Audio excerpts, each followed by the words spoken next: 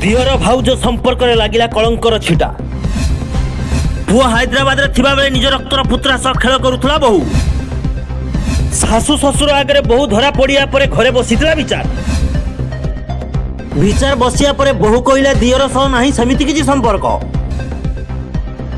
आउ पुतुरा मध्य बड़मा बड़बापा मुंडरे भात रखी कहला आम दियर भाउज संपर्क मध्य आउ किछि भी नाही समिति संपर्क।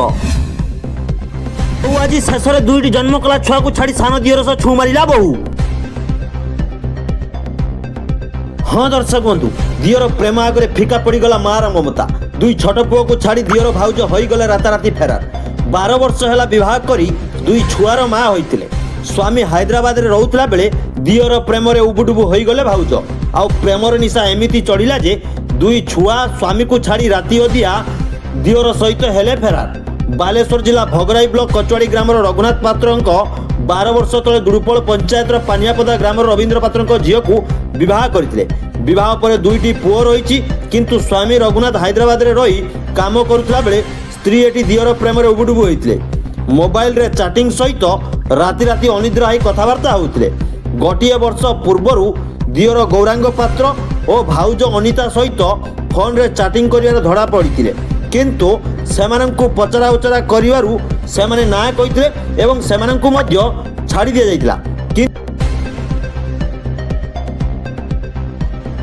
किंतु गत सोमवार राति रे दुई पुओ ससुर सासु खाई सारी सुईतिले किंतु सकाळु घर भितरु बहु न बाहरियारु सासु ससुर बहु डाकाडाकी करिथिले मध्य बहुर कौनसी आवाज मिली नथिला। तापरे ससुर जनक घर भितर को जाई घर खोली देखिला बेलकु घर भितरे बहु नाही।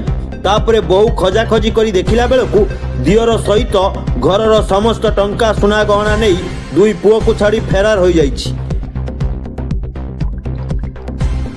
घटना बाबद रे परिवार लोके कमरदा थाना रे अभियोग देला परे भी पुलिस कौनसी कथा न बुझिथिबा अभियोग होइछि। पुलिस जदि एमानंकु धरी कठोर कार्यानुष्ठान न नियबो ताने आगामी दिन रे मध्य एभली दिन को दिन सारा अंचल रे एमिति दुर्भाग्यजनक घटना घटी जीवो।